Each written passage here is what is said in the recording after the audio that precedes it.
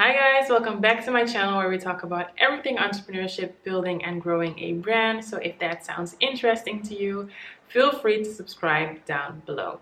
Alright, so today we're talking about business plan. Do you actually need one? And if you're still iffy about that, I made a whole podcast episode where I talk about why I think you should have a business plan. I will link it down below. You can find it on Apple Podcasts and on Spotify by typing in my name, Kelhia Mayoka. The show is called Everything Entrepreneurship by Kelhia Mayoka. So you can go and check that out after you finish watching this video, of course. Alright, so today we're talking about the business plan. How do you make one? What should your business plan contain? And I'm going to go over the different categories that I think that you should have in your business plan. So without further ado, let's dive in. Okay, so the first thing that you should have in your business plan, and your business plan should actually start with this category, and it is the executive summary. Basically, the summary is a summary of the rest of your business plan. It contains key points that will summarize your business plan in a summary. I don't know how many times I'm going to say summary. But yeah, because even though you want everybody to read through the whole business plan from the first page until the last page, not everybody's going to do that, especially if you're handing off your business plan to investors, people that usually those people don't have a lot of time and they want to see in a glance what your business plan is all about, to see if they even want to invest just their time like reading through the rest of your business plan. So that's why it's important to have a summary at the beginning of your business plan that has all of the key points that you're going to talk about in the rest of the actual business plan.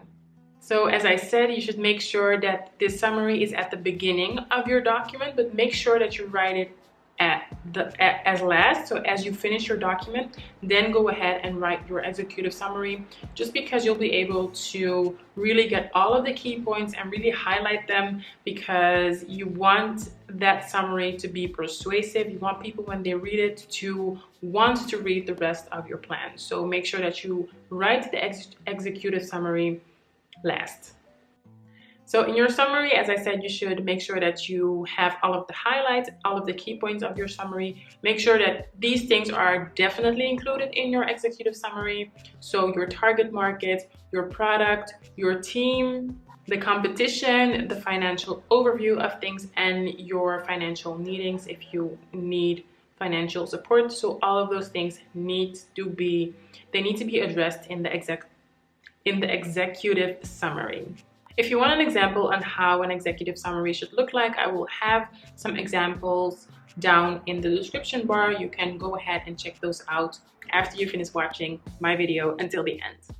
Okay, so the next category that you should have in your business plan is a service or a product line. In this category, you're going to talk about the product, the service that you're going to offer, and you're going to go really in depth about it. So what is your product? What is your service?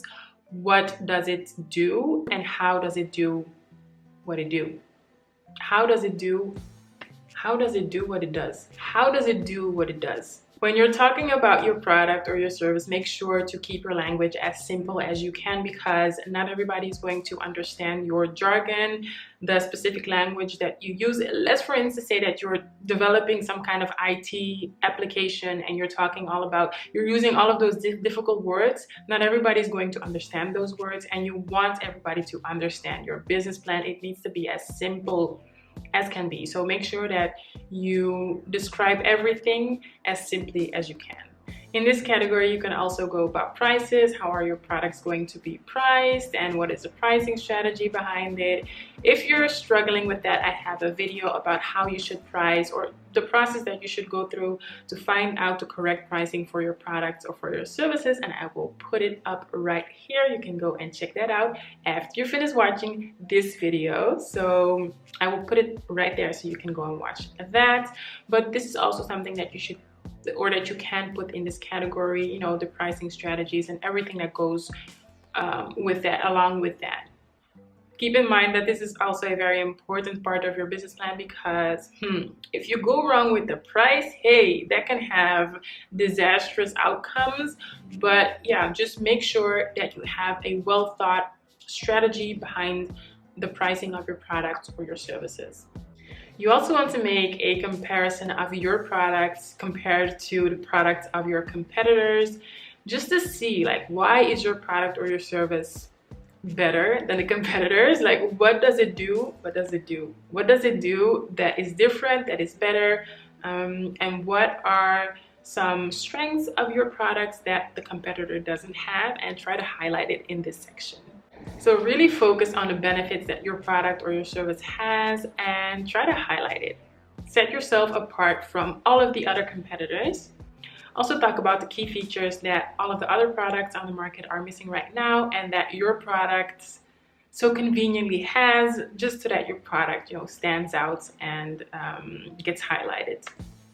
Okay, so make sure that you get this part of the business plan right, straight it out, take some time for it, like think it through, because in essence, all of the other parts of the business plan are going to evolve around this part, around your product, around your service. So it needs to be done right, so take your time for it. All right, so the next category is a market analysis, and you guys saw it coming, because your business plan cannot be complete without a market analysis. So you need to incorporate that in your business plan. It is what it is. I know that not everybody thinks it's fun to do, but you still need it. And a market analysis is in essence like a rough assessment of the markets. And the reason why you want to include your market analysis is because you want to show the investors, you want to show the people that are going to read your business plan that you know what you're doing. You know the market that you're entering, you know the possibilities that are out there in that market, and you know that the market is also big enough to build a new sustainable business. So when doing your market analysis, make sure that you have an outlook and a description of the industry that you're going to enter. Make sure to cover size, growth rates, and eventual other trends that might happen in the market right now. So try to cover all of that. You also want to cover your target market. So this means that you'll need to find who your ideal audience is, who is the person that you're going to sell to. This also needs to be identified in this section of your business plan. Try to be very specific when you identify your ideal market, because this is something that you'll also have to use in other strategies as well. Just get it out of the way, do it once for good, and just be as specific as you can to find your target audience. It's important when you do this to determine age, studies, work, are they married, where do they live, what is their lifestyle preference, their income, what is their motivation to actually buy your product, and how are you going to reach these people. Make sure to also include a competitive analysis, because before you start your business, it's important to know like who is their competition out there, like what are they doing, what are their strengths, what are their weaknesses. You need to know that in order for you to position yourself and to do better than the competition, or at least to do something different than them.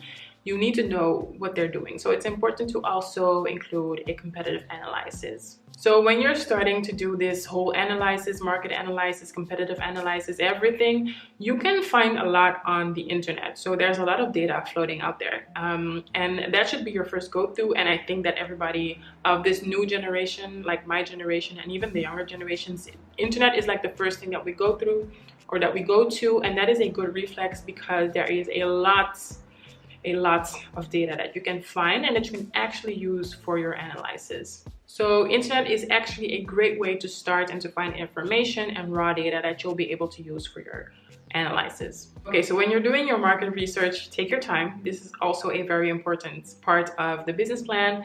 Make sure that you do surveys, interviews, if you can, do focus groups, and try to get as much feedback as you can, because all of this information, you'll be able to use it as a support for your market analysis. You guys, it's also very important to use visual aids in your actual business plan. I know that it's a written document, but try to put in some visual aids, because this part of the business plan is going to have a lot of numbers, and if you want people to grasp those numbers, then I suggest that you add something visual that will help them grasp the numbers. So try something like graphs or infographics or whatever you can find that will help the reader to understand the numbers that you are showing. It's also important that you find a way to market your product in order for it to get to your customers. So in order to do this, you can use the 5 P's, and you can actually use these in your business plan. And the 5 P's include product, price, place, promotion, and people. So when you talk about the product, you're just describing your product. What is your product? What does it do? And what are the benefits of the product? When you talk about price, you're actually talking about, the price of the product, your pricing strategy, and the whole thought behind the pricing strategy. The next P stands for place, and it stands for, so the physical place. Where are you going to sell your product? Are you having an e-commerce, or are you having a physical store? Or are you going to do a combination of the two? That's also possible. Also think about return policies and all of that. That should also go in here. Promotion, what are the different methods of promotion? How are you going to take on this task? Will you advertise? Where? How much? How many? Where? Who? What? And why? And the last P stands for people, and this is where you're going to talk about your sales strategy. So depending if you're going to have salespeople in your physical store or in your pop-up store or whatever, here you're going to want to talk about your sales strategy. How do you want your salespersons to address the customers, and are you going to give some sales training? Okay, so the next category of your business plan is going to be operations. This is going to be the description of your day-to-day activities. So here you're going to actually describe the physical necessities of your business in a day-to-day basis. So you're going to talk about location, who are the suppliers that I need, and also maybe give a description of manufacturing. So to help you make this category, think about the following questions: who, what, when, why, and how much. Okay, so the next part of your business plan is the company and management summary. In this part, you're going to have to present everybody that's going to play a role in the business, give their role, and talk a little bit more about what they actually do in the business, because it gives investors an idea about who is actually running the business and who is behind the business. Okay, so the next category that you should definitely have in your business plan is your financial plan. Yeah, this one is not a fun one. It's not a fun one, I know, but it is very important. So you definitely should include this in your business plan. I think it's common sense that you have a financial plan in your business plan. Take your time for it and ask for help if you don't know where to start. This is going to be important, especially if you want to attract funding, outside funding. Then make sure that this part of your business plan is on lock. It needs to be good. It needs to be done. It needs to be done right. So this part of your business plan is all about the numbers. You'll need this plan to convince fundings or funders or investors that your business plan is viable and that it will be sustainable and that it will actually bring in money. So yeah, as I said, make sure that this part is good. Normally your financial plan should have 3 documents in it, depending on what kind of business that you have, but I would say 3 documents. And those documents are the income statement, the cash flow projection, and your balance sheet. When you start to make your financial plan, start by making an inventory of all the costs that you're going to have. And once you've listed all of these costs, you can go ahead and start making your financial documents. So start with your income statement. Your income statement is basically the summary of all of your income and your costs. And it will also show your net profit over the year usually. But for your business plan, try to make an income statement for each month of the first year that your business is going to be alive, up and running. Just so that you can have an overview of everything that is coming in and everything that is going out. The next document is the cash flow projection. This is the part where you describe how much cash you expect to flow in and out of your business. This is going to be important for investors because they want to know if your business is going to have enough cash to reimburse any loans or any credits that they're going to give you. The next document is your balance sheet, and your balance sheet is going to show your whole financial situation at a given time. It will summarize everything about your business, so assets, liabilities, and thus your equity. So that is why it's important to also have a balance sheet. All right, you guys, so those are the main categories that you should have in your business plan. I will list them here once again so that you can have an overview, and I will list them also in the description bar down below. If you like my content, don't forget to if you like my content, don't forget to thumbs up this video, and know that I also have a podcast that I will list down below, and I provide similar content on that platform. I also have a website where I have the transcriptions of all of my YouTube videos in the form of blog posts, so you can go and check that out. Thank you guys for watching, and then I'll talk to you in my next one.